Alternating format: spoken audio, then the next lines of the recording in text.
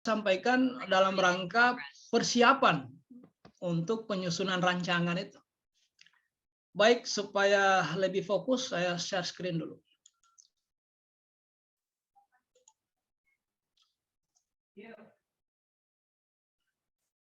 Oh, tidak muncul ya?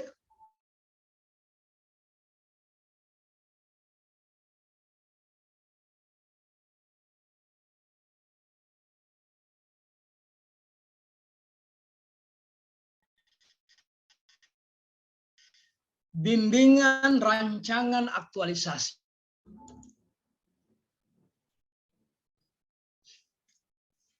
Nah, bimbingan rancangan aktualisasi ini kalau kita lihat dari sisi tujuan,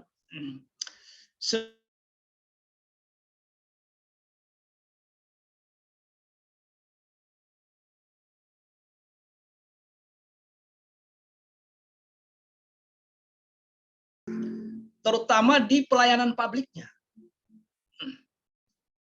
Kalau pelaksana kebijakan publik itu terlalu jauh kita bicara sampai ke hulunya. Kalau hulu dari kebijakan itu adalah pelayanannya. Berawal dari hilir ya, dari kebijakan, dari undang-undang atau produk hukum, kemudian dijabarkan sampailah pada tingkat eksekusi. Yang mengeksekusi itu siapa? Ya PNS. Nah, eksekusi itu sudah pada tataran pelayanan publik. Sebenarnya itu yang ingin kita perbaiki. Oke. Tetapi kita melihatnya dari berbagai aspek atau prospek, ya. Ada aspek manajemennya, ada aspek smart ASN-nya dan seterusnya. Mari kita lihat. Nah, sumber sesungguhnya isu itu Bapak Ibu. Siapa yang tahu dari mana sumber isu itu? Sumber yang sebenarnya isu itu diangkat dari mana ya? Diangkat dari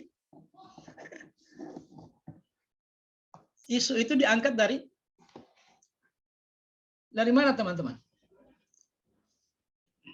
Isu yang ingin kita perbaiki itu titik berangkatnya atau sumbernya dari mana ya? Dari uraian tugasnya Bapak dan Ibu. Tidak boleh keluar dari situ. Jadi Bapak dan Ibu mencari isu, sebenarnya isu ini tidak dicari. Makanya isu itu diperoleh menurut pengalaman. Yang dimaksud dengan pengalaman itu apa yang Anda alami, apa yang Anda lakukan, apa yang Anda lihat langsung, dan apa yang Anda dengar langsung. Jadi isu itu bukan dibaca teorinya dulu baru isu itu setiap saat kita alami. Misalnya begini. Semakin lama seseorang mengerjakan sesuatu, semakin banyak sesungguhnya isu yang dia tahu. Nah, coba saya dengan teman-teman ketemu di virtual Zoom begini sudah berapa kali? Keberapa kalinya ini? Kedua kali, Pak. Baru 2 kali kita sudah menemukan berbagai isu. Isu pertama seringnya berubah-ubah jadwal pembelajaran. Ini kan berubah. Fakta kan ini? Fakta. Bukan dicari-cari di buku, tidak. Dalam melaksanakan pekerjaan hari-hari itu kita mendapatkan isu. Isu yang berikutnya, seringnya terjadi keterlambatan perpindahan dari room kecil ke room besar atau sebaliknya. Isu berikutnya seringnya terjadi salah alamat orang masuk. Ya, gitu ya. Dan itu fakta. Nah, jadi isu itu Bapak Ibu didapatkan dari pengalaman seseorang. Olehnya itu, semakin lama seseorang menekuni sesuatu, sesungguhnya semakin banyak dia paham tentang kelemahan-kelemahan pekerjaan. Semakin banyak. Nah, isu ini Bapak dan Ibu kembalikan ke uraian tugas. Tidak boleh seseorang mencangkul di kebun orang lain. Jadi masalah itu. Dia harus konsen pada tanggung jawab di tugas jabatannya. Makanya rujukannya adalah uraian tugas. Uraian tugas itu boleh jadi dikeluarkan oleh OPD-nya Bapak dan Ibu. boleh jadi puskesmasnya, boleh jadi itu langsung dari permennya, diambil dari permennya. Bisa juga dari perbuk kalau ada, uraian tugas perawat itu apa. Boleh juga, kalau tidak ada semua dokumen itu, yang terakhir dirujuk itu adalah apa yang Anda kerjakan selama orientasi. Karena ada orang baru 1 bulan orientasi langsung laksar. Kebingungan dia mencari uraian tugasnya. Nah, kita sampaikan saja. Selama 1 bulan di sana apa yang Anda kerjakan? Dari sanalah dia merangkai beberapa isu di pengalaman dia selama beberapa hari. Ya, sama dengan contoh tadi. Baru 2 hari ketemu, sudah ketemu isu beberapa isu. Padahal baru 2 kali kita berinteraksi. Nah, bagaimana kalau 1 tahun? Nah, semakin banyak persoalan kita temukan di sini. Nah, itulah yang kita ingin perbaiki. Nah, prospeknya itu manajemen ASN. Olehnya itu kadang penguji bertanya, coba kaitkan isu yang Anda angkat dengan manajemen ASN. Di mana keterkaitannya? Atau tidak, coba kaitkan isu atau gagasan yang Anda buat ini dengan Smart ASN. Di mana? Nah, manajemen ASN dan Smart ASN ini dia berada di agenda berapa? 3, Pak. 3, Pak. Ya, kedudukan dan peran. Makanya lihat-lihat pertanyaannya. Boleh jadi beliau penguji hanya bertanya, coba kaitkan gagasan Anda dengan agenda kedudukan dan peran PNS. Nah, kita tinggal lihat. Ini keterkaitannya di manajemennya atau di Smart ASN-nya. Misalnya begini. Coba salah seorang kata mengangkat isunya. Walaupun itu belum valid. Coba siapa sebutkan isunya? Saya, Pak. Ya, apa isunya Ibu Astrid? Terkait ketidaktersediaan data hidrologi sebagai dasar perencanaan SDA, Pak, sumber daya air, Pak. Coba ulangi. Tidak tersedianya data hidrologi untuk perencanaan SDA, Pak. Perencanaan sumber daya air ya? Iya, Pak. Perencanaan sumber daya air. Nah, ini memang pelayanan publik, tetapi tekanannya lebih pada nanti gagasannya apa? Gagasannya, coba saya dengar gagasannya dulu. Gagasannya itu, Pak, nanti kita buat peta yang di mapping, Pak, dari satu wilayah sungai. Jadi ada pos hidrologi, nanti kan data hidrologi berasal dari pos hidrologi, Pak, yang existing. Saya ambil dari data existingnya itu, data posnya itu saya ambil dari Dinas Cikasda. Kemudian nantinya kita plotting rencana pembangunan di beberapa titik. Pentingnya data hidrologi ini, Pak, karena kalau kita mau merencanakan seperti ketersediaan air untuk para petani atau untuk alokasi air, untuk pemakai air, Pak, itu berguna sekali, Pak. Jadi coba sebentar, coba ramu dalam judul. Ada kemarin saya saya lihat catatanku, Pak. Ya, anu saja biar walaupun itu belum final. Coba kata gambaran judulnya. Peningkatan perencanaan dan pengelolaan sumber daya air di Kabupaten Banggai melalui rencana pembangunan pos hidrologi di Kabupaten Banggai. Pos hidrologi itu ada kaitannya dengan dengan apa kaitannya dengan teknologi itu? Iya, Pak. Jadi dia juga bisa jadi early warning system, Pak. Kalau misalkan misalkan hujan deras di hulu itu bisa jadi peringatan bahwa akan terjadi banjir, Pak. Ya, disitulah Smart ASN-nya. Nah, manajemen ASN-nya ini nanti kita lihat pekerjaannya.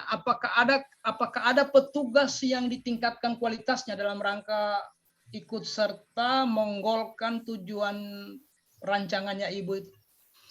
Harus ada, Pak, karena Hah? nantinya akan ada pengamat pos hidrologi yang akan membantu dinas PUPR, semisal dia penjaga bendung, Pak, POB, petugas operasi bendung, untuk mencatat dan melihat, membersihkan pos hidrologi itu, Pak. Ya, jadi kalau ditanya, coba Anda kaitkan gagasan ini dengan manajemen ASN. Nah, di situ tadi penjelasan yang terakhir. Kalau dikaitkan dengan Smart ASN yang tadi itu, ada perubahan melalui yang berbasis tadi itu, berbasis teknologi itu. Disitulah keterkaitannya dengan Smart ASN. Jadi setelah kita mendalami apa yang kita buat, baru kita paham. Oh, di sini keterkaitannya. Jadi Anda sedang melakukan peran dalam kedudukan sebagai PNS. Jadi memang agak sulit, gampang-gampang susah mengkaitkan ini. Kalau dibilang apakah ini ada hubungannya dengan pelayanan publik? Iyalah, karena sasaran akhirnya adalah petani. Publiknya adalah petani. Jadi memang membutuhkan sedikit analisis di sini ya, untuk menemukan benang merah yang menghubungkan antara isu atau gagasan dengan kedudukan dan peran ASN. Kadang penguji itu minta diuraikan, tidak bisa hanya sekedar mengawang-awang. Coba di mana keterkaitannya? Sebutkanlah tadi itu. Karena saya menyiapkan petugas, saya memberikan bimbingan praktis atau in-house training, atau apalah. Yang pasti sasaran akhirnya adalah penjaga pintu air tadi. Dia adalah petugas. Maka sebenarnya Anda sedang melakukan manajemen ASN. Saya kira begitu ya. Memang saya yakin tidak semua orang bisa menangkap langsung ini. Dan banyak orang ditanya, penguji, ketika mengkaitkan isu dengan kedudukan dan peran itu banyak yang kebingungan. Oke. Jadi manajemen ASN itu apapun yang Anda lakukan, sepanjang sasarannya adalah orang petugas ya, bukan penerima pelayanan, bukan publik.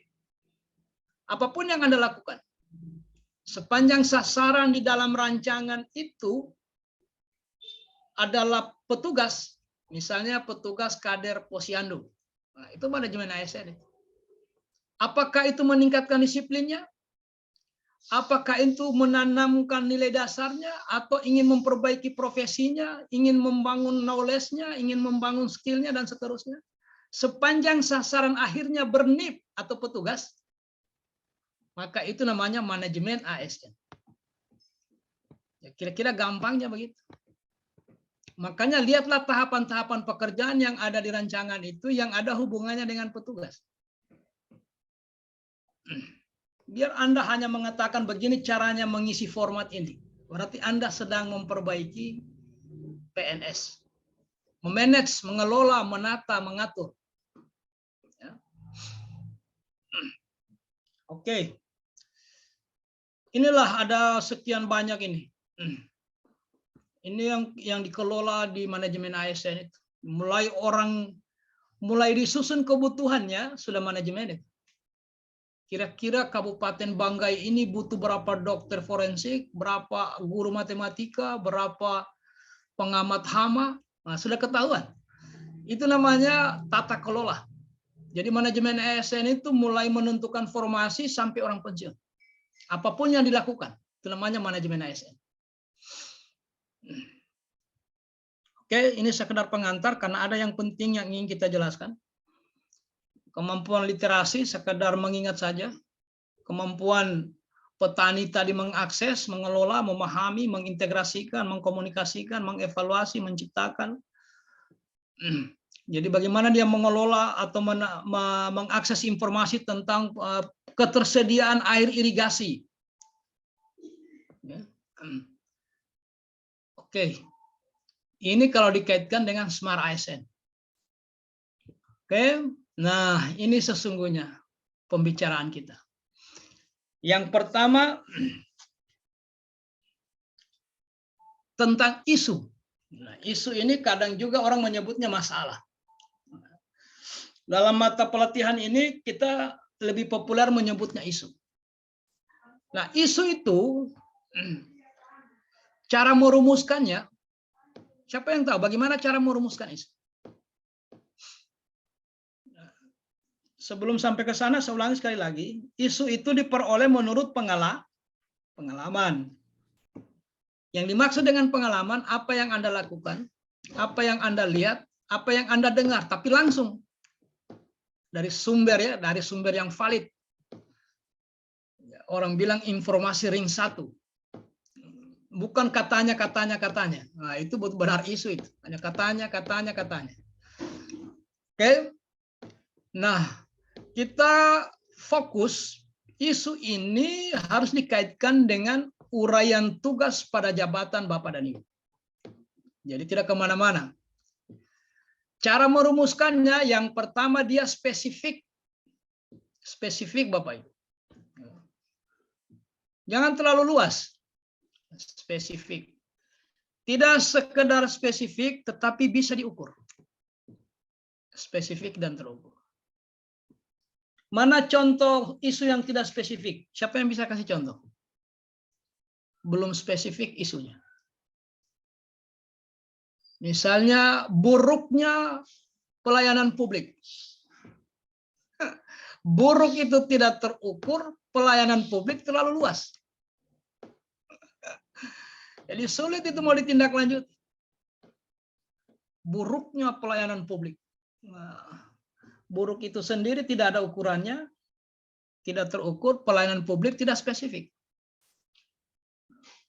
Oke, jadi isu itu yang pertama cara merumuskannya spesifik dan terukur.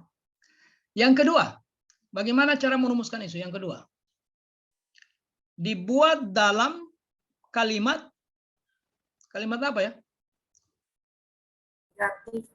Negatif. Kalimat negatif. Negatif. Ya. Negatif. Ingat-ingat itu ya. Bukan isu namanya itu kalau dia statement biasa. Dia harus ada pernyataan negatif. Pernyataan negatif itu misalnya kayak tadi itu rendahnya kualitas apa air atau apa. Atau belum adanya. Atau lemahnya. Atau sulitnya. Atau apa saja yang bersifat negatif. Pernyataannya negatif. Kenapa dia dibuat dalam pernyataan negatif? Alasannya karena kurangnya, rendahnya, belum adanya, lemahnya, sulitnya, mahalnya. Kira-kira kenapa dibuat dalam pernyataan negatif, Bapak Ibu? Supaya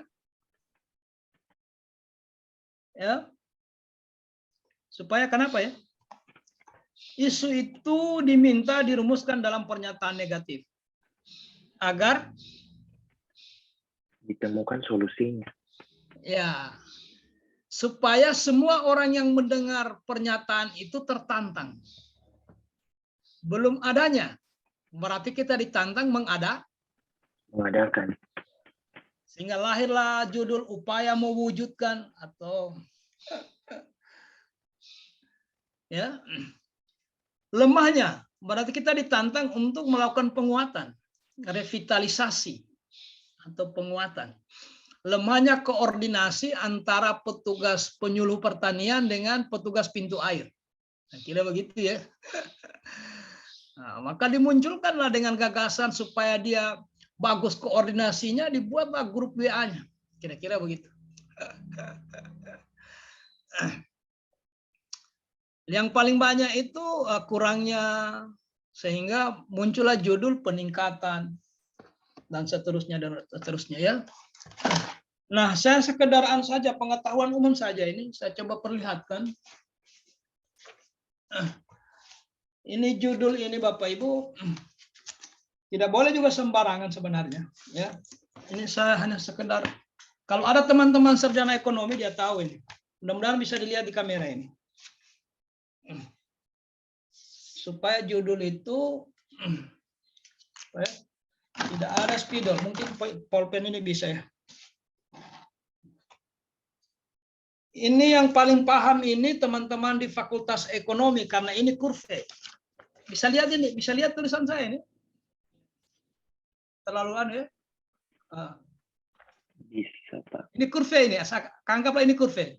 Lihat ya. Ya. Bisa. Nah, Ibu, Bapak Ibu, coba lihat yang saya garis ini. Yang di bawah ini itu menjawab pertanyaan belum adanya. Makanya dia penumbuhan. Yang di bagian tengah itu, kalau saya pakai tanda panah ya.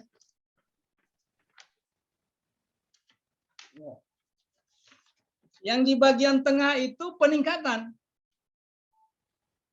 Di bagian ujungnya optimalisasi. Nah, di situ bedanya. Jadi optimalisasi itu rangkaian lanjutan dari penumbuhan, peningkatan, berujung pada optimalisasi. Optimalisasi itu tinggal dorong sedikit. Itu namanya optimalisasi. Nah, jadi isu itu dibuat pernyataan negatif. Boleh pernyataan positif, tapi pastikan substansi negatif. Contoh, tingginya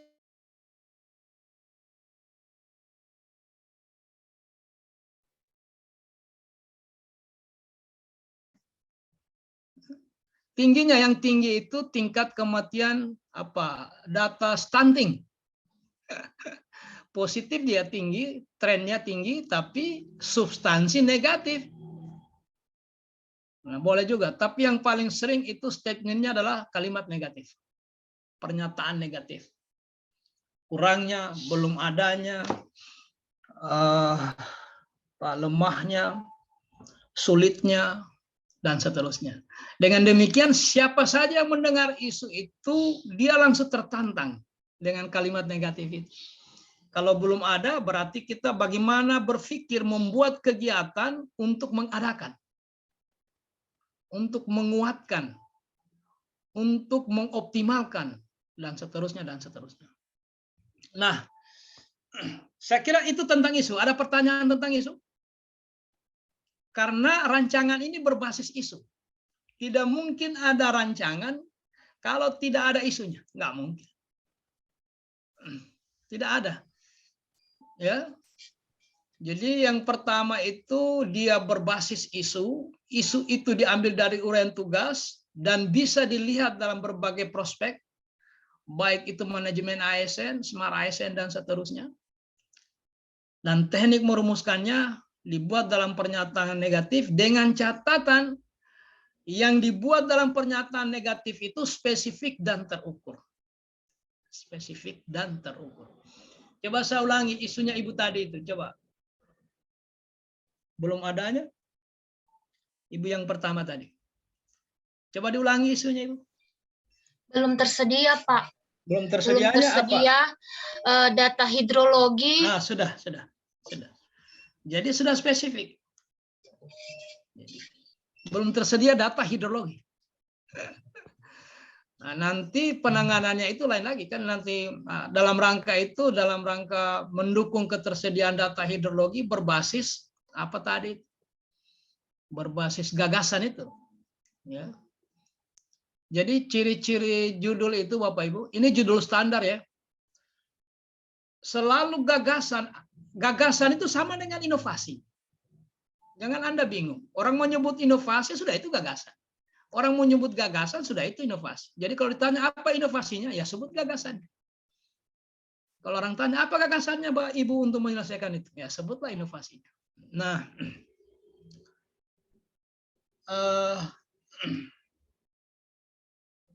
apa tadi yang sebut gagasan ya?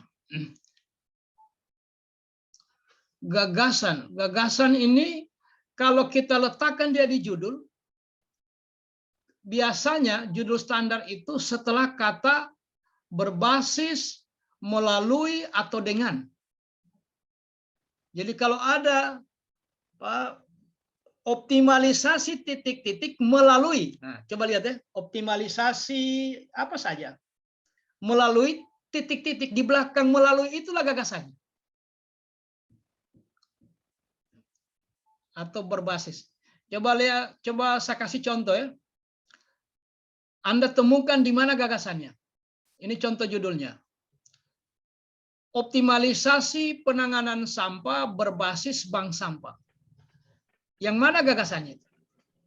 Bank sampah. Nah, bank sampah. Oke. Nah, saya ulangi sekali lagi. Optimalisasi penanganan sampah melalui pemberdayaan pemulung. Pemberdayaan pemulung. Sudah jelas.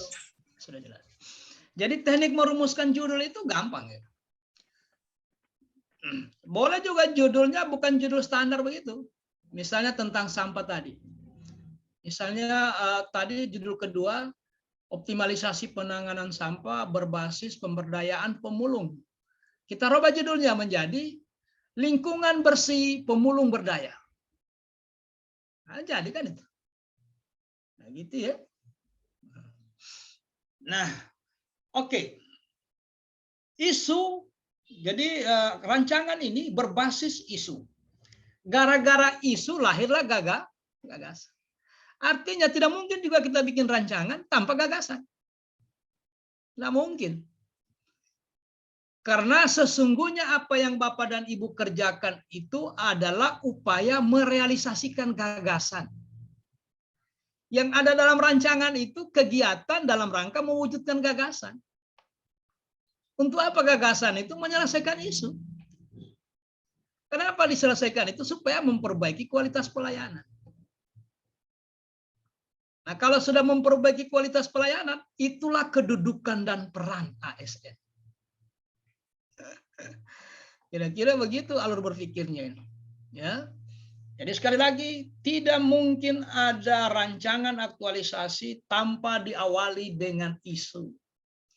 Tidak mungkin orang bisa merumuskan isu kalau dia tidak tahu tugasnya. Nggak mungkin. Suruh rumuskan isu, dia sendiri tidak tahu uraian tugasnya. Bagaimana caranya sementara itu sumbernya? Nah, artinya apa? Diklat ini mendorong orang untuk menguasai pekerjaannya. Supaya dia paham apa yang dia kerjakan hari-hari nanti. Oke, jadi sudah dua ya. Isu sudah saya anggap tuntas. Karena berangkat. Jadi sekarang ini tinggal Bapak dan Ibu ingat-ingat. Selama saya di situ apa semua ya. Makanya ada di materi isu kontemporer itu ada 3 minimal syarat orang yang bisa dengan cepat menyusun rancangan aktualisasinya atau aksi perubahannya. Apabila dia yang pertama itu memiliki kemampuan environmental scanning. Pernah dengar istilah itu di agenda 1 itu? Di isu kontemporer. Itu kemampuan pertama itu. Yang dimaksud dengan environmental scanning, kemampuan men-scanning lingkungan pekerjaan, mengenali kepedulian terhadap pekerjaan. Semakin peduli seseorang terhadap pekerjaannya, pasti semakin banyak isu yang dia temukan. Pasti. Nah, caranya bagaimana?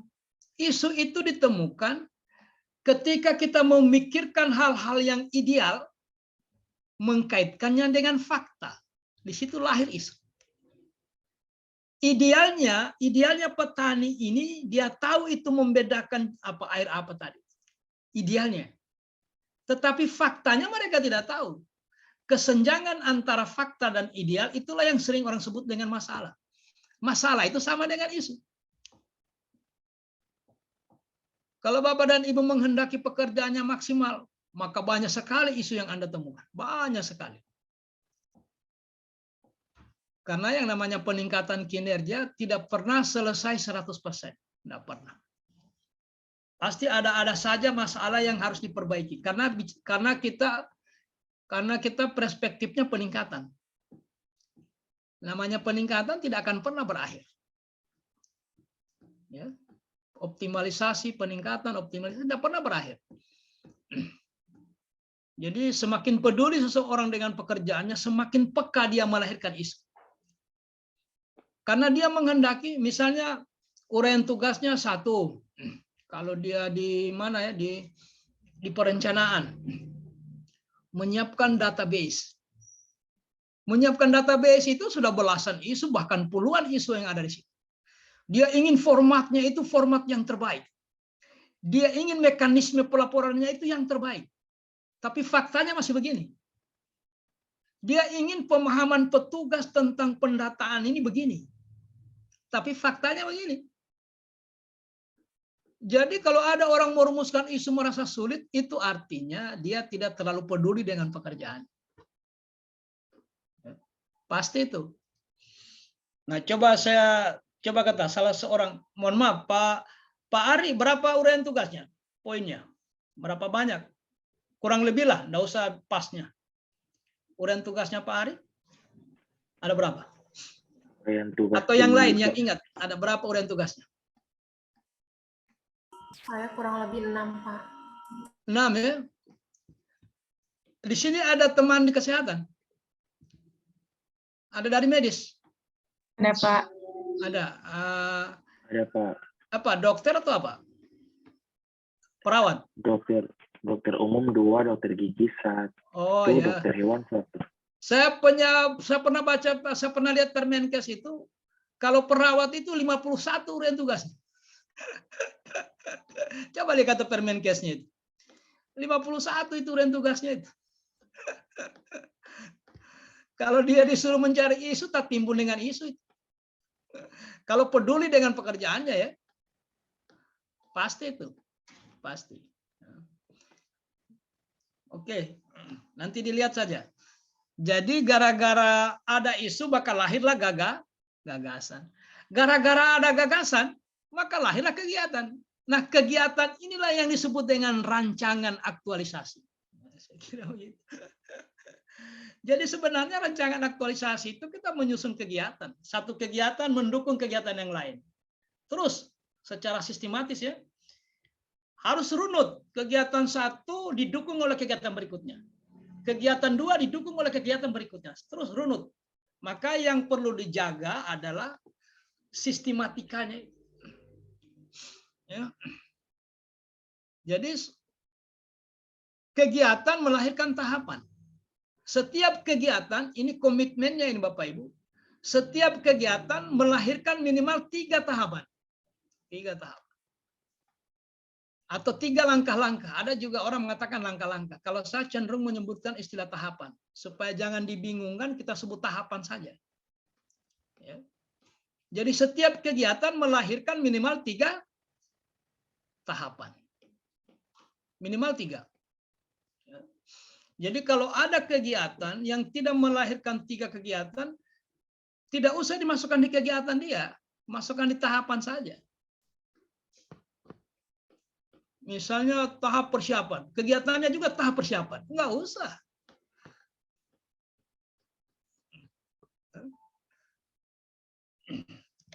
Oke. Nanti kita kasih konkret ini. Kita kasih konkret bagaimana menyusun kegiatan yang runut dan didukung dengan tahapan yang runut. Jadi yang dimaksud dengan runut itu kira-kira begini. Kita bayangkan orang membangun rumah. Nah, kalau membangun rumah itu kegiatan pertamanya menyiapkan atau membangun pondasi. Kan gitu ya? Betul atau tidak kalau bangun rumah itu yang pertama dibangun pondasi? Betul atau tidak itu? Betul, Pak. Ya. Nah, pondasi ini agar pondasi ini terbangun maka diperlukan beberapa tahapan. 1, mengukur, kan gitu ya. 2, menyiapkan material, pasir apa segala itu. Itu tahapan mendukung terwujudnya pondasi. Menghubungi tukang dan seterusnya. Anda bayangkan saja kayak seperti itu. Supaya terwujud kegiatan pertama membangun pondasi, maka diperlukan beberapa tahapan-tahapannya yang disusun juga secara runut. Jangan dulu kalau bangun pondasi itu kalau dilihat dari pekerjaan runutnya itu apa dulu dibikinnya? Memang ada pekerjaan yang bisa dilaksanakan secara paralel, boleh. Misalnya kalau bangun pondasi itu menyiapkan bahan dan menghubungi tukang boleh paralel. Tapi ketika bekerja harus ada yang tidak bisa dilakukan secara serentak. Misalnya tidak mungkin kita menyiapkan bahan sebelum kita tahu ukuran. Gitu ya. Jadi mengukur dulu. Tidak mungkin kita langsung membuat apa istilahnya itu, kalau membuat campuran itu ya, bahasa hari-harinya sebelum digali pondasinya. Maka itu dijaga runutnya itu. Setelah dipatok, digali, bikin campuran, buat pondasi. Nah, itu baru runut. Itu runut dari sisi tahapan. Runut dari sisi kegiatan, habis pondasi jangan langsung kap atau atap. Harus apa dulu? Nah, itu tanya tukang itu. Apakah reng balak reng balaknya dulu atau tiangnya dulu dicor? Harus dia runut. Kalau tidak runut nanti secara teknis tidak bisa dipertanggungjawabkan pekerjaan itu. Jadi kira-kira begitu kalau kita analogkan dengan bangunan. Jadi runut dari sisi kegiatan dan runut dari sisi tahapan. Nah, gagasan tadi misalnya Ibu tadi apa gagasannya? Ibu yang pertama tadi. Tersedianya peta Pak, peta perencanaan berbasis mapping planning mapping. ya. Iya Pak, nanti menggunakan GIS Pak. Jadi di di tumpang tindih yang tersedia dengan yang akan rencana dibangun, kemudian dengan contoh rencana anggaran biayanya Pak. Jadi semisal tahun depan bisa dibuat sama dinas, mereka sudah ada dasar dalam perencanaannya Pak, jadi tidak perlu mendesain lagi. Jadi kalau kita padatkan itu inovasinya, mapping itu tadi ya, mapping membuat pemetaan perencanaan, membuat peta perencanaan berbasis itu GIS ya? Iya Pak, nanti pakai ArcGIS. GIS ya, berarti coba kata judulnya, judulnya tadi Bu. Peningkatan, tidak apa-apa Pak, tapi karena belum tersedia Pak, bisa peningkatan Pak. Boleh. Peningkatan perencanaan SDA. Peningkatan kualitas perencanaan SDA berbasis rencana pembangunan melalui, kalau saya pakai melalui Pak, rencana pembangunan pos hidrologi di Kabupaten Banggai. Pos hidrologi. Oh, berarti yang mau dioptimalisasikan perencanaannya. Optimalisasi perencanaan pos. Itu yang mau dioptimalkan. Ya. Jadi itu dioptimalkan. Coba kata tadi menarik itu yang di tengahnya, perencanaan apa tadi itu? Perencanaan sumber daya air, Pak. Nah, optimalisasi perencanaan sumber daya air berbasis pemetaan tadi itu. Itu basisnya. Inovasinya Ibu di pemetaan dengan menggunakan GIS itu. Itu inovasinya. Nah, untuk mewujudkan itu pemetaan dengan GIS tadi itu dibuatlah serangkaian pekerjaan. Kegiatan pertama, melakukan persiapan titik-titik. Harus disebutkan itu supaya spesifik dia. Apa itu pemetaan dan GIS tadi itu? Nah, biasanya tahapannya, meskipun kemarin itu mentor ikut seminar sebagai salah satu salah satu aktualisasi nilai-nilai etika, maka Bapak dan Ibu tetap menghadap mentor. Meskipun kemarin beliau ikut seminar. Jadi tetap nanti ada menghadap mentor. Konsultasi dengan mentor. Kemudian tahap keduanya apa? Supaya pekerjaan ini didukung oleh juga orang lain, mungkin Ibu adakan pertemuan internal di kalangan teman-temannya itu. Sudah 2. Setelah itu, mungkin Ibu sudah mendesain itu, membuat desain peta awal, desain awal ya. Sudah selesai persiapan. Nah, pekerjaan kedua, supaya terwujud ini perencanaan yang berkualitas. Apa yang Ibu mau bikin? Begitu seterusnya, boleh jadi nanti melahirkan sampai 8 kegiatan. Kalau 8 kegiatan dengan pendekatan standar minimal satu kegiatan melahirkan 3 tahapan, maka 3 kali 8 berapa? 24, Pak. Berapa? 24, Pak. 24 ini harus dicarikan nilai-nilai dasar ASN yang bisa diintegrasikan dalam rangka meningkatkan kualitas pelayanan tahapan. Nilai-nilai dasar apa semua? Karena ingat sekali lagi, yang diaktualisasikan ini adalah apa yang diaktualisasikan Bapak Ibu? Ibu Nita? Nilai-nilai berakhlak. Nilai-nilai dasar yang diaktualisasikan. Jadi pekerjaan yang ditawarkan Ibu Astrid tadi itu hanya kendaraan. Kendaraannya itu. Meskipun tidak ada latsar, itu kewajibannya Ibu Astrid itu meningkatkan kualitas perencanaan. Meskipun tidak ada latsar. Sudah kewajibannya. Nah, jadi ini yang mau diaktualisasikan nilai dasar. Nah, bagaimana mengintegrasikan nilai dasar ke dalam tahapan? Jadi, oke, nilai berakhlak. Misalnya menghadap mentor atau konsultasi, sebenarnya konsultasi ya. Ingat pekerjaannya kita kalau di birokrasi itu kalau ke atas konsul, kalau ke samping koordinasi, kalau ke bawah instruksi. Itu strategi komunikasinya berbeda itu. Berbeda konsul dengan koordinasi. Apalagi instruksi berbeda. Nah, kalau ke atas gunakanlah bahasa konsul. Kalau ke samping barulah Anda kolaborasi, koordinasi. Karena pada posisi ke samping itu kita setara. Oke, jadi nilai berakhlak itu diletakkan di 2 hal. Di kegiatan dan di tahapan. Yang banyak didiskusikan ini di tahapan. Misalnya ketika konsultasi dengan mentor, Anda tidak mencantumkan nilai teliti misalnya. Teliti itu kalau tidak salah indikator dari nilai akuntabel. Bukan. Kompeten kalau tidak salah. Teliti.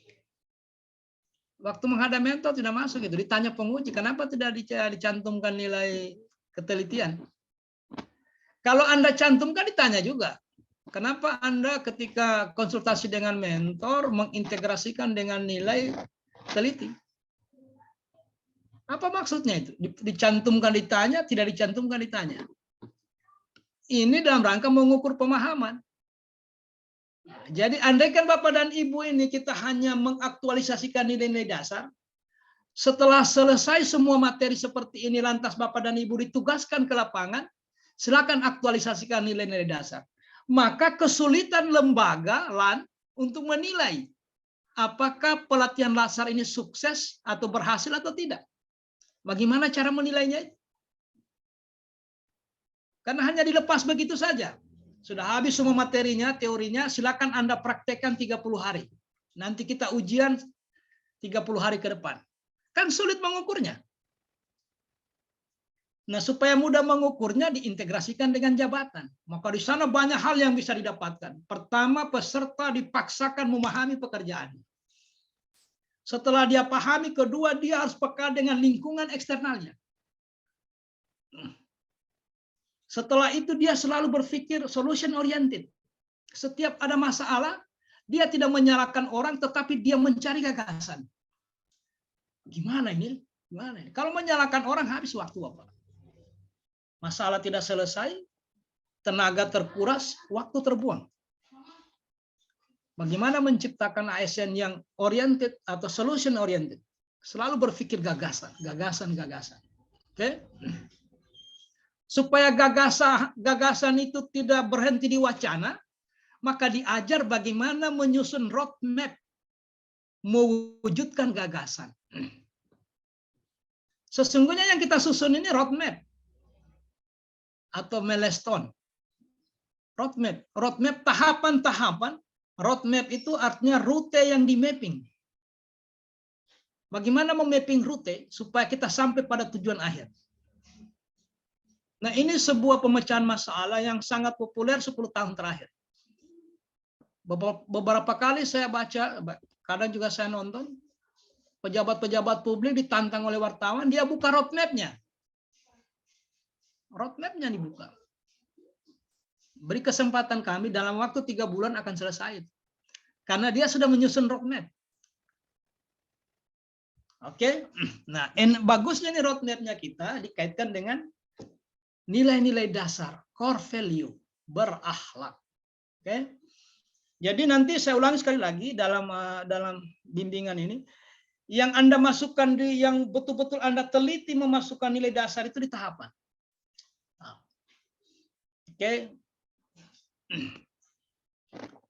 bagaimana cara mengaktualisasikan nilai-nilai berakhlak dalam kiadat? Nah, ini tinggal dipertanya, nanti didiskusikan baru ketahuan ketika diseminarkan. Nah, apa dan siapa yang terlibat? Nah, sumber daya pendukung maksudnya. Kalau memang Ibu mau menyusun tadi perencanaan berbasis tadi itu, mapping itu, nah siapa saja yang terlibat? Mulai tergambar itu. Sama dengan kita bangun rumah, kita sudah bayangkan orang yang terlibat itu pertama tukang, yang kedua toko bangunan, yang ketiga orang yang mengangkut pasir, mengangkut dan seterusnya. Sudah terbayang siapa yang terlibat dalam pekerjaan. Itu namanya stakeholders. Nah, stakeholder itu ada di internal, ada di eksternal. Ada yang bisa Ibu kendalikan langsung, ada yang tidak bisa dikendalikan, harus melalui koordinasi.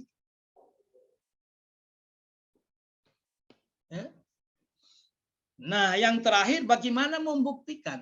Wah, ini yang paling parah ini, membuktikan ini. Ini nanti yang terakhir ini Bapak Ibu di seminar akhir nanti dia. Di seminar akhir. Bagaimana membuktikan? Nah, pengalaman saya ini sudah beberapa kali ini. Baru pulang dari Parigi dua angkatan. Tadi malam lagi saya pulang agak malam karena bimbingannya sampai jam 9. Ini sudah mau seminar, selalu bermasalah di bukti fisik. Selalu bermasalah. Kenapa? Karena teman-teman ini menganggap foto itu sudah itu bukti fisik. Bukan foto bukti fisik. Itu hanya bukti pendukung. Dia laksanakan sosialisasi. Mana bukti fisiknya? Foto sosialisasi. Mana daftar hadirnya? Mana materinya? Mana hasil akhirnya? Dilampirkan semua karena itu bukti fisik. Menyiapkan bahan konsultasi. Mana bahan konsultasinya? Tidak dibuat. Padahal Anda tak letakkan di tahapan itu menyusun, membuat bahan konsultasi. Begitu dicek tidak ada bahan konsultasi. Selalu. Biarpun diulang-ulang. Selalu begitu. Selalu kita miskomunikasi dalam menafsirkan apa itu bukti fisik. Nah, bukti fisik itu adanya di lampiran. Yang ada di atas itu cergam, cerita bergambar, ada 1-2 foto, kemudian cerita tentang foto itu. Ini foto waktu menghadap mentor, tanggal sekian, yang dibicarakan ini, hasilnya ini. Bukan berarti sudah foto itu satu-satunya bukti fisiknya. Nah. Jadi, ingat-ingat statement saya ini, tidak ada satupun tahapan yang lolos dari bukti fisik. Artinya begini, Bapak dan Ibu sendiri yang merasionalkan. Kira-kira saya buktikan dengan apa supaya orang percaya bahwa hal ini saya sudah kerjakan. Saya buktikan dengan apa ini? Misalnya begini, Anda membeli bahan. Membeli bahan untuk pembuatan apa begitu? Kira-kira kalau Anda atau mengadakan atau menyiapkan bahan. Kalau menyiapkan bahan atau membeli bahan itu, kira-kira bukti fisiknya yang kuat apa? Nota. Ya, Nota, itu. Pak. Foto hanya mendukung. Itu fotonya Bapak dan Ibu sedang mengadakan bahan itu. Tapi bukti fisiknya bukan foto itu. Bukan itu bukti fisiknya. Selalu bermasalah di situ. Nah, sementara ini sudah masuk di asrama. Mau kembali lagi ke lapangan tidak mungkin. Selalu begitu, selalu. Ya. Oke. Saya kira ini yang Bapak teman-teman perlu perhatikan dalam rangka menyusun rancangan. Jadi sebentar nanti mungkin agak malam barangkali. Karena pertemuan dengan saya ini kan sampai dengan tanggal 3 kali pertemuan. Jadi tidak usah terlalu gelisah kalau malam ini cek belum ada tugas di Kolabjar. Nah, tugasnya ini semua sudah. Rumuskan 3 isu, kemudian bagaimana memvalidasinya untuk menemukan core-nya. Setelah itu rumuskan gagasannya. Jadi sama saja dengan yang Bapak dan Ibu bikin di rancangan dengan tugas yang ada di Kolabjar. Tinggal dikasih pindah saja. Ini juga yang saya pertanyakan di Kolabjar nanti. Coba rumuskan gagasannya. Tuangkan gagasan dalam pekerjaan. Kemudian kaitkan pekerjaan dengan nilai dasar. Setelah terakhir sekali, rumuskan rencana tindak lanjutnya. Kira-kira itulah pekerjaan. Jadi sama dengan Anda sedang menyusun rancangan. Jadi mulai hari ini dibuat sudah Bapak Ibu. Karena waktu kita sangat terbatas. Nanti kita perbaiki di bimbingan yang kedua. Nanti saya pertajam di situ, nanti isunya kita pertajam di situ. Gagasannya, judulnya. Tapi paling tidak konstruksi awal atau konsepnya teman-teman sudah buat. Oke, inilah outline. Outline artinya ini juga bukan harga mati. Ya. Lembar persetujuan. Lembar persetujuan itu yang tanda tangan itu 3.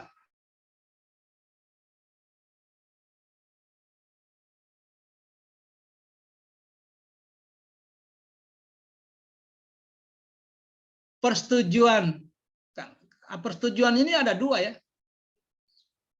Kadang kita menggunakan istilah yang kedua itu pengesahan. Sebenarnya persetujuan juga. Yang pertama persetujuan setuju untuk diseminarkan. Yang kedua ditandatangani oleh coach, mentor, dan penguji setuju untuk dilaksanakan. Persetujuan juga sebenarnya. Tapi kadang kita untuk membedakan itu menyebutnya istilah pengesahan. Sudah disahkan penguji. Berarti sudah layak untuk ditindaklanjuti. Oke. Kata pengantar biasa. Nah, kata pengantar ini kalau selalu meletakkan juga ini keliru-keliru. Tetap Pak Bupati yang pertama. Karena beliau PPTK-nya Bapak dan Ibu. Barulah kepala badannya provinsi, kepala badannya kabupaten. Tetap Pak Bupati yang pertama. Karena biasa ada ucapan terima kasih. Terima kasih kepada ini. Biasalah seperti orang menyusun karya ilmiah yang lain. Daftar isi, daftar tabel, dan seterusnya. Nah, latar belakang. Apa isinya latar belakang? Pertama, kalau Bapak dan Ibu mau memuat regulasi, aturan perundangan, di sini letaknya. Nah, cara menyusun, membuatnya juga, jangan dibolak-balik. Harus dari yang hierarkinya yang tertinggi dulu, baru diturunkan. Jadi kalau ada undang-undang, harus undang-undang dulu. Jangan Permenkes dulu, baru undang-undang. Kebalik-balik ya, cara menulisnya. Ya, jadi ingat isinya latar belakang itu kalau Anda ingin memuat aturan perundangan, buatlah secara hierarkis. Undang-undang, peraturan pemerintah, Perpres, baru turun ke Permen, baru turun ke Perda, baru turun ke Perbuk, baru turun ke SK Kepala Dinas kalau masih ada di bawahnya. Oke, nah di latar belakang ini orang sering penguji bertanya apa alasan Anda mengangkat isu itu. Harusnya juga ada di situ sudah dia di bagian-bagian akhirnya. Sebelum Anda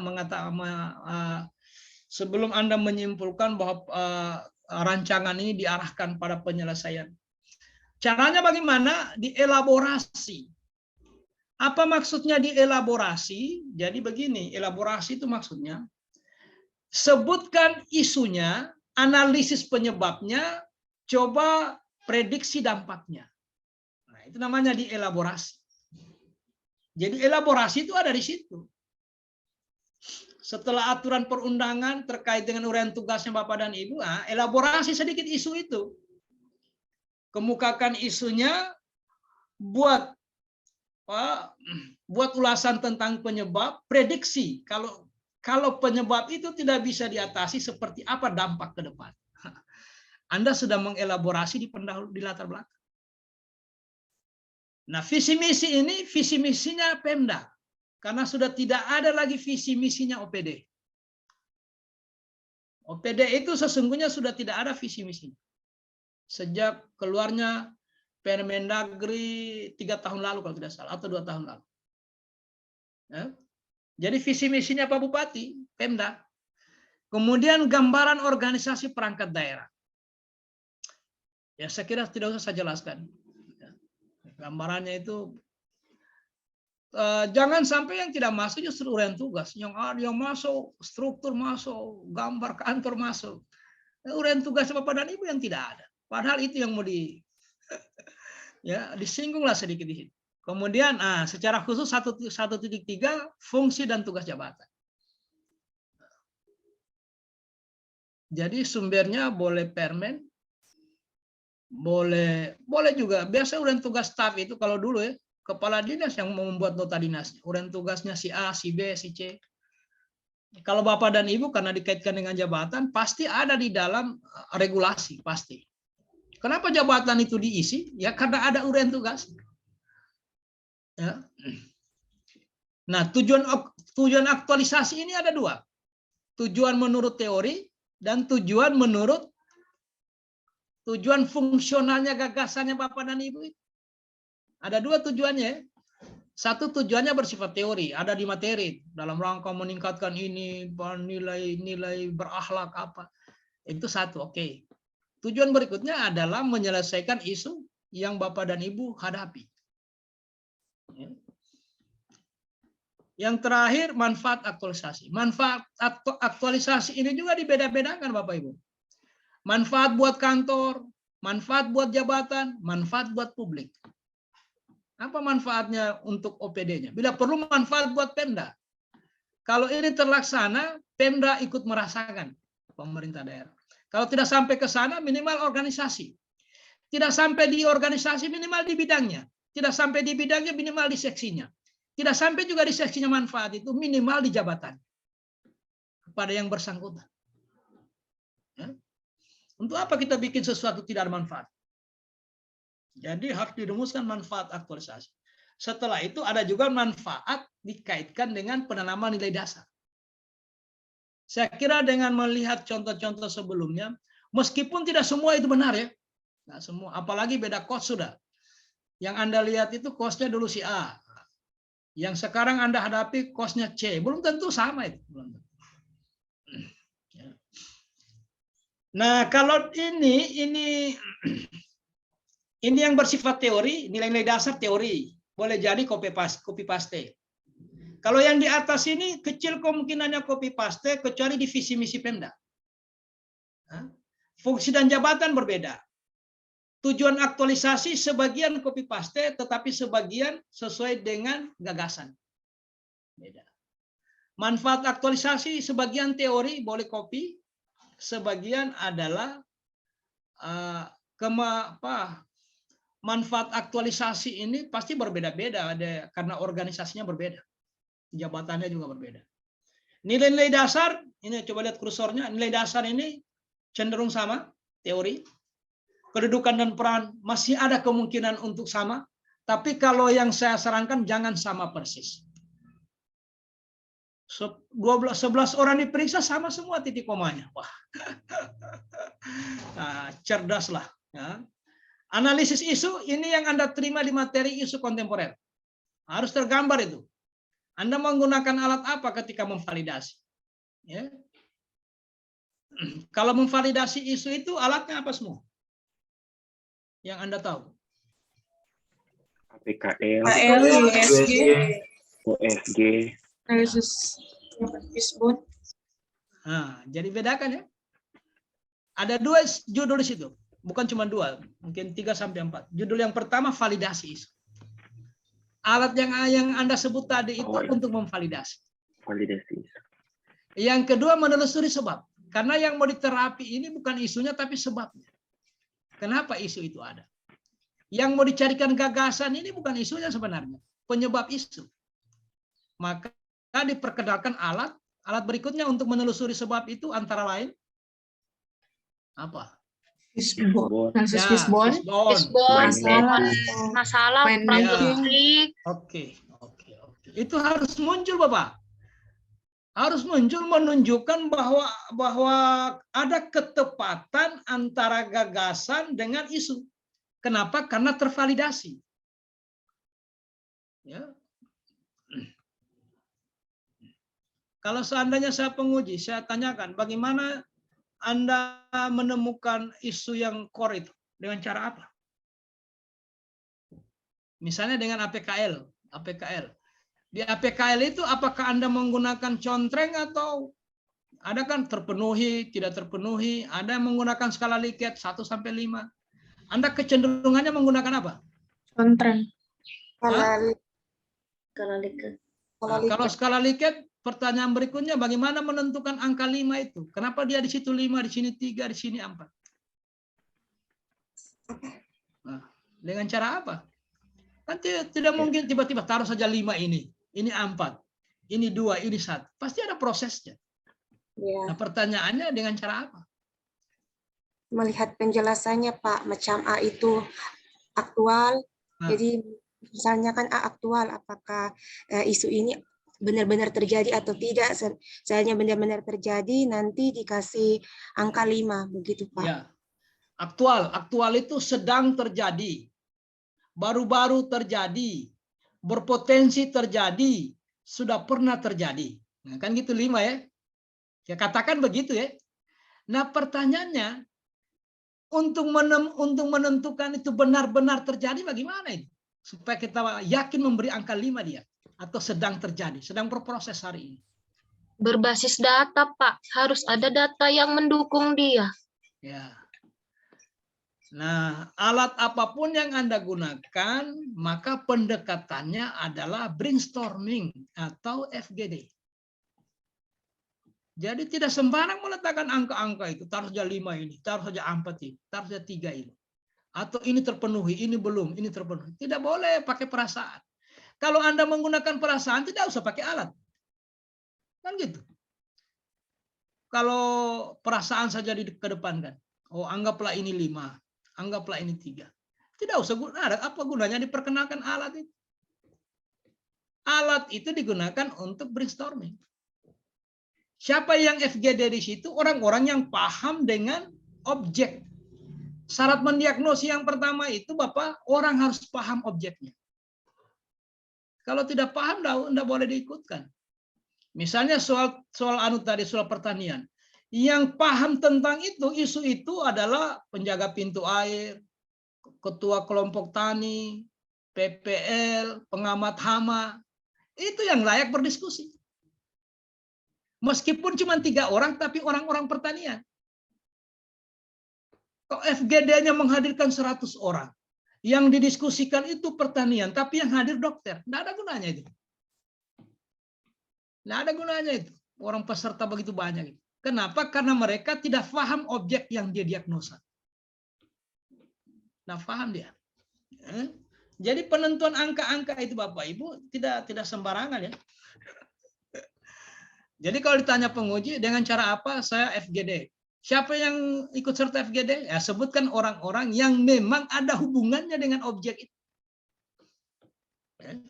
Oke. Nah, setelah itu Anda nanti memasukkan alat yang berikutnya, penelusuran penyebab. Setelah validasi ya. Jadi ada 2, validasi isu alatnya berbeda. Menelusuri sebab. Validasi isu itu tujuannya untuk apa? Apa tujuannya? Validasi isu. Mendapat isu prioritas, Pak. Ya, core isu. Begitu ketemu core isu, ditelusurilah yang lain, misalnya ada 5 isu. Nilai tertinggi itulah core-nya. Artinya dalam dunia medis, yang 4 itu dianggap negatif. Ditinggalkan dia dulu. Memang ada kontribusinya tetapi tidak terlalu besar. Ya, yang core itu yang kira-kira begini kalau di dunia medis. Isunya anak ini demam. Panas dingin ya. Demam itu panas dingin ya. Pak dokter ya. Anak-anak ini demam. Demam itu dalam dunia medis disebut gejala. Dalam materi ini disebut isu. Disebut isu itu. Sebenarnya bukan demamnya itu yang mau diperbaiki, bukan. Yang mau diperbaiki penyebab kenapa dia demam. Itu yang mau diperbaiki. Jadi bukan isunya, isu itu otomatis nanti. Tidak usah pusing dengan isu, tapi pusinglah Anda dengan penyebab isu. Apa yang menyebabkan itu terjadi? Nah, misalnya penyebabnya itu kemungkinannya banyak. Anda demam, bisa jadi dia karena virus. Ya, bisa kan? Nanti Pak Dokter klarifikasi. Yang kedua bisa jadi dia apa? Radang ya? Radang apa begitu? Saluran pernapasan kah atau apa? Boleh jadi dia karena salah urat, mungkin jatuh ya. Boleh jadi karena amandel, kan bisa. Nah, sekarang kita mau pastikan apa penyebab dominannya. Nah, disitulah fungsi alat itu. APKL untuk menentukan yang core, yang dominan. Ternyata amandelnya, misalnya ya kalau di dunia medis. Maka yang lainnya untuk sementara kita pandang di dunia medis itu memandangnya negatif. Negatif. Yang positif amandel. Maka kalau mau anak itu tidak demam lagi, operasi atau sembuhkan amandelnya. Jangan salah terapi. Demam, paracetamol. 2 minggu kemudian demam lagi, paracetamol lagi. Tidak selesai karena bukan penyebabnya yang diterapi. Nah, gitu maksudnya itu alat itu ya. Jadi Anda disuruh menelusuri sebab itu mau menemukan penyebab utama, penyebab dominan. Itulah yang disentuh oleh gagasan. Itu yang diterapi oleh gagasan. Ya, oke. Jadi di sini nanti Bapak Ibu kelihatan itu kemampuan orang di 2.3. Ini penting ini. Penting ini ya. 2.3 itu penting. Kemudian rencana kegiatan. Ini dituangkan dalam bentuk tabel. Oke. Nah, bentuk tabelnya adalah, masih ada waktu kalau jam saya 15 menit lagi. Nah, coba lihat Bapak Ibu. Kegiatan 1 melakukan persiapan pembuatan titik-titik. Tergantung apa yang Bapak dan Ibu buat. Apakah mapping data perencanaan atau apa, terserah. Tahapannya 1.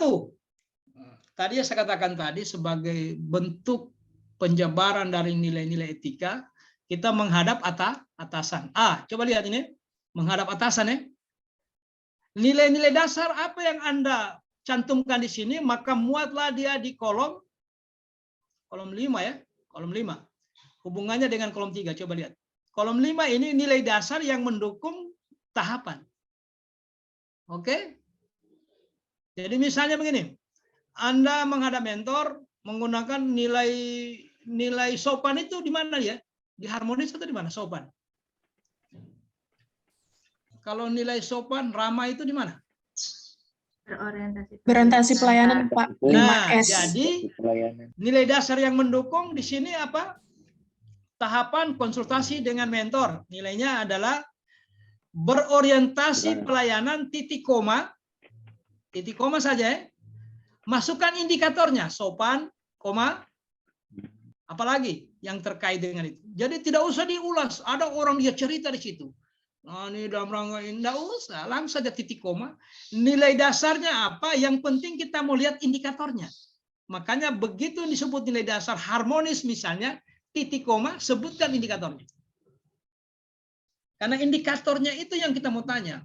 Kenapa Ibu Aldawiyah mencantumkan nilai ini ketika melakukan pekerjaan ini? Gitu ya. Indikatornya yang mau ditanya, bukan nilainya, nilai besarannya itu. Kenapa Anda cantumkan nilai harmonisme? Itu kan nilai tidak bisa diukur. Belum bisa diukur kalau harmonis itu. Tetapi begitu masuk di indikasi, di tanda-tanda, di indikator, sudah bisa diukur. Oke? Sampai di sini ada pertanyaan. Nah, kolom ini kolom 7 hubungannya dengan kolom 2. Nilai dasar ini secara umum kaitkan dengan kegiatan. Saya kira materi ini juga ada di Kolabjar. Dan saya kira teman-teman yang lain sudah menyampaikan juga ini. Saya yakin itu. Jadi unit kerja identifikasi paling sedikit 3 isu. Isu yang diangkat, yang core-nya. Kemudian sebutkan gagasannya. Gagasannya singkat saja. Kayak tadi itu, gagasannya apa? membangun bank sampah. Sudah selesai. Jangan lagi masukkan judul di situ. Judul ada di cover. Hampir semua orang ketika konsultasi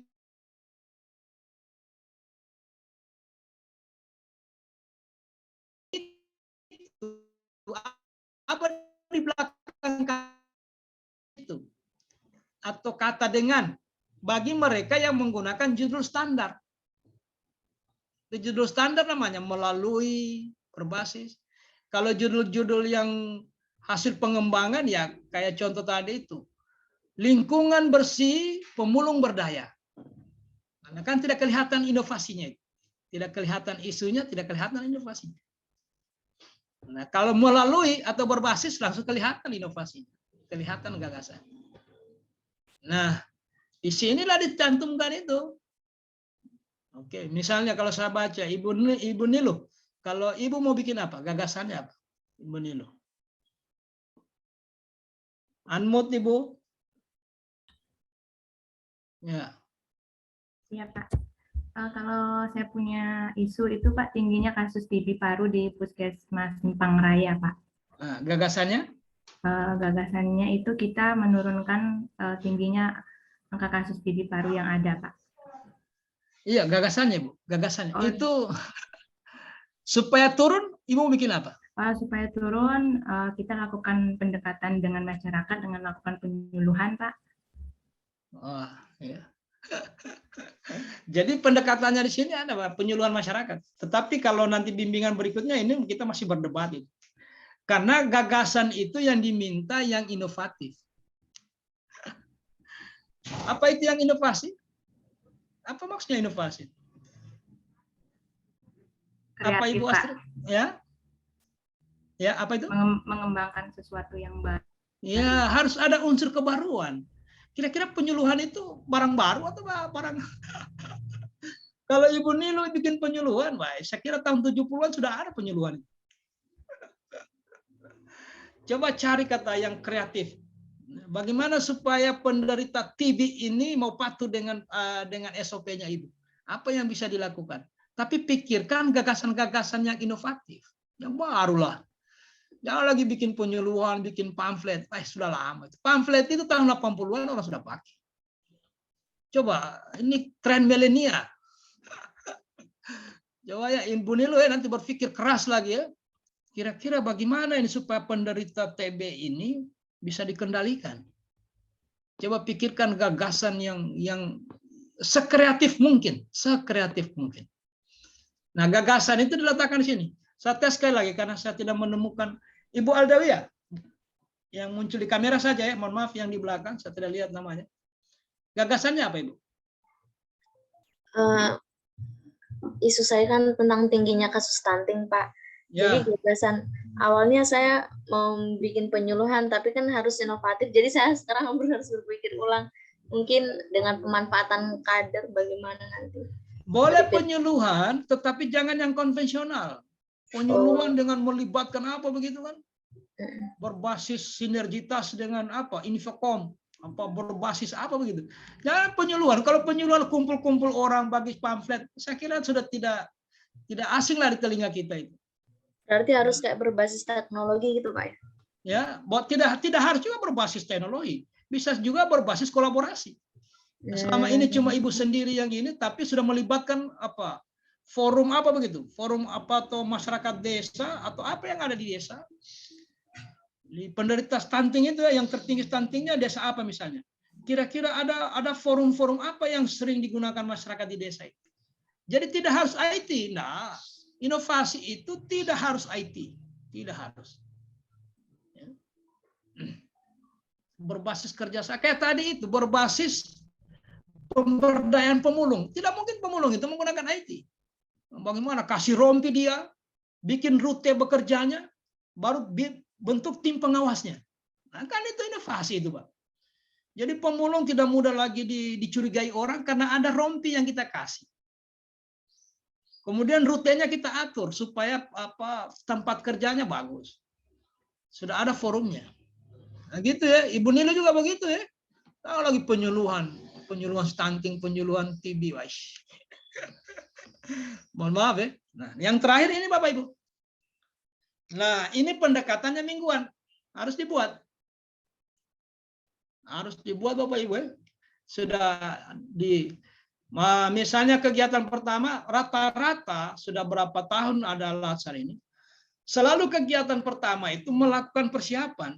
Cuma persiapannya itu harus dispesifikasi. Persiapan dalam pembuatan apa itu? Dalam rangka pembuatan apa? Jangan hanya melakukan persiapan. Kan tidak jelas persiapan apa itu. Mau main bola atau mau apa? Nah, setelah itu pendekatannya minggu. Kita sudah sepakat tidak lagi hari, minggu. Jadi boleh minggu pertama selesai 2 kegiatan, kegiatan 1 dan 2. Minggu kedua selesai 2 kegiatan, 3 dan 4. Pak, bisakah kegiatan itu dilakukan secara bersamaan? Boleh, tergantung sifat pekerjaannya. Boleh. Saya kira itu karena sebentar saya bergeser ke kita gunakan sisa waktu yang ada untuk berdiskusi. Bahan presentasinya nanti ini ya, jangan terlalu banyak-banyak. Karena Bapak dan Ibu presentasi paling lama 8 menit. Kalau sudah mau dekati, saya sudah ingatkan itu. Ibu waktunya tinggal 1 menit. Jadi judul dan identitas peserta 1 slide. 1 slide, judul, sudah ada judulnya, sudah ada identitas peserta di situ. Apa jabatannya, di mana bekerja. Yang kedua, uraian tugas. Nah, uraian tugas yang bermasalah cetak tebal atau cetak warna lain. Misalnya uraian tugas tadi entah Pak Dokter atau siapa itu. Kalau 6, isu itu terkait cetak warna berbeda atau cetak tebal, bold dia. Jelas sampai di sini? Jelas, Pak. Ya, slide kedua jelas ya. Slide ketiganya isunya. Isu ini tidak harus sudah dirangkai dengan gagasan. Itu loh, jangan dulu. Analisis sebab. Isunya di sini nanti kalau digambarkan itu tidak harus pakai tabel ya. Karena sekreatif mungkin namanya PowerPoint ya. Bagaimana cara Anda membuat PowerPoint supaya kita paham. Nah, pertama dia ada isu. Yang kedua ada analisis penyebab. Yang berikutnya baru muncul gagasan. Sebenarnya isu analisis penyebab dan gagasan boleh saja dia ini 1 slide. Boleh. Boleh juga dipisahkan. Ya. Nah, yang terakhir ini yang lama. Ini yang sampai 3 menit ini. Lama ini. Karena bicara rancangan. Kegiatan 1, saya melaksanakan ini, didukung oleh nilai dasar ini, karena agak lama di sini penyajian. Rata-rata 3 menit. Ya. Kira-kira itu. Jadi 8 menit. Prediksi saya 8 menit. Jadi ini kan bisa jadi slide 1 dan 2 ini 1 menit. Nah, isu gagasan kalau disatukan dengan ini mungkin juga paling lama 3 menit. Masa dirancangan 3 menit. Jadi hanya 8 menit. Udah. Nah, cara penyajiannya nanti kita bicarakan pada bimbingan berikut. Saya kira ini silakan Anda pertanyakan terutama menyangkut ini karena ini intinya. Bapak, saya mau bertanya. Ya. Nanti keterkaitan substansi mata pelatihan ini Pak dengan nilai-nilai dasar ASN. Semisal kita mendapatkan 3, kompeten, akuntabel, dengan kolaboratif, semisalkan seperti itu. Berarti habis titik 2 kan tadi Bapak misalkan kolaboratif titik 2 indikatornya. Terus itu koma Pak. Kasih tahu lagi misalkan kompeten titik 2 indikatornya. Koma begitu saja ya Pak ya? Ya. Kompeten dengan akuntabel itu cetak tebal. Oh, baik Pak. Cetak tebal ya, supaya membedakan antara sumber nilai. Nah, sebenarnya yang ingin kita melihat itu indikatornya. Karena indikator itu yang terukur. Oke. Itu ya. Semakin banyak nilai dasar yang Anda cantumkan, itu menunjukkan semakin paham Bapak dan Ibu. Tetapi konsekuensinya semakin banyak yang diketik. Tetapi nilainya di situ yang tinggi. Jangan satu tahapan 1 nilai. Tidak mungkin juga itu terjadi. Menghadap mentor cuma 1 nilainya, santun saja, sudah. pindah lagi dia. Menyiapkan bahan, hanya satu juga nilainya. Akuntabel. Indikatornya juga cuma satu, pindah lagi. Justru semakin banyak, tetapi jangan juga karena ada statement mengatakan semakin banyak nilai dasar semakin tinggi nilainya, semua nilai dasar yang ada Anda masukkan semua indikatornya. Nggak mungkin juga. Itu justru menunjukkan bahwa Anda tidak paham. Oh, rame betul nilai dasarnya. Jadi ini yang rasional-rasional saja. Nilai dasar ini cocoknya pasnya diintegrasikan dengan pekerjaan mana. Ya. Misalnya menyiapkan bahan, masuk di situ santun, kan tidak nyambung itu. Apa hubungannya menyiapkan bahan dengan santun? Hampir tidak nyambung itu.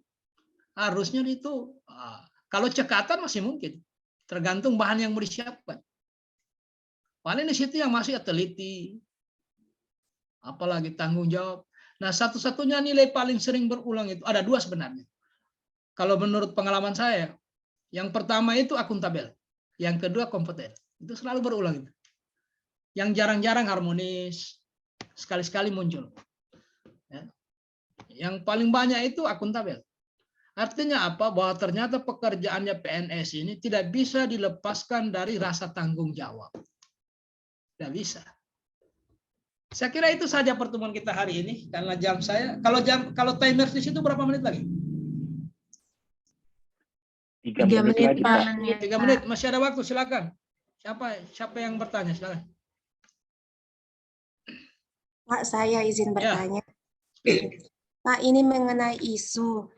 Tadi kan Bapak bilang untuk isu diambil dari sesuai tupoksi. Pak, saya kan penyuluh pertanian lapangan, jadi tupoksi saya seharusnya di BPP kecamatan. Tapi untuk saat ini saya masih diperbantukan di dinas. Nanti isunya saya gimana Pak? Apa ambil tupoksi atau gimana Pak? Ibu yang bekerja sekarang di dinas, ibu yang selama beberapa waktu orientasi ini konkretnya di dinas atau di kecamatan? Kalau untuk sesuai SK Pak di BPP kecamatan, tapi selama ini masih di dinas. Belum pernah ibu ke kecamatan? Belum pernah Pak. Belum. Belum. Jadi yang dikerjakan di kantor saja dengan catatan disetujui oleh mentor. Oh iya Pak. Ya, catatannya mentor ya. Ya, pas Pak.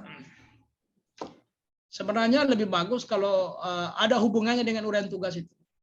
Ada hubungannya dengan uraian tugas. Oh iya Pak. Karena ini soal soal tidak diminta-minta terjadi sesuatu yang tidak dikehendaki di kemudian hari, berujung di ranah hukum. Nah, pertanyaannya siapa yang bertanggung jawab? Ya. Makanya kalau penguji yang keras, kalau mantan kaban saya dulu sudah almarhum, begitu dia cek tidak ada di uraian tugas, beliau tidak mau uji. Apapun biar mentornya asisten.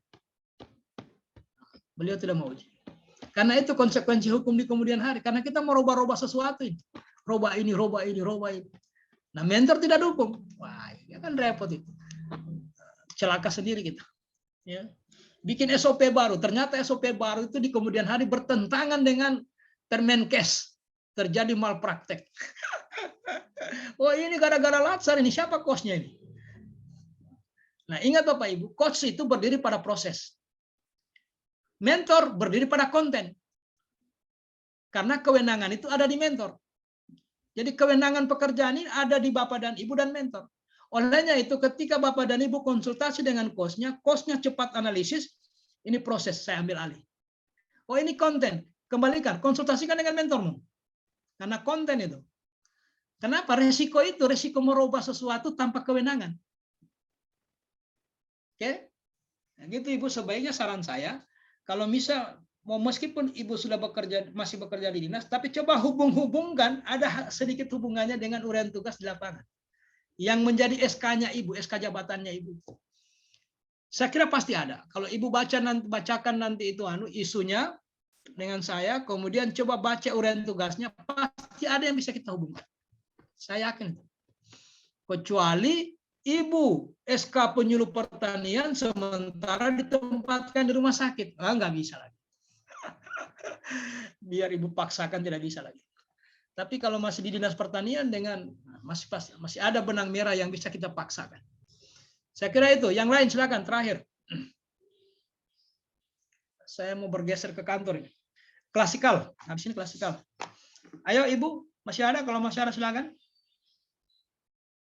Nah, mudah-mudahan sudah tidak ada. Ini mengindikasikan semua sudah paham. Jangan sebaliknya ya, justru semua tidak paham. Saya kira sudah ya. Saya stop share. Oke, oh sudah break. Oke. Oke, terima kasih. Nanti ketemu pada sesi berikutnya ya. Assalamualaikum.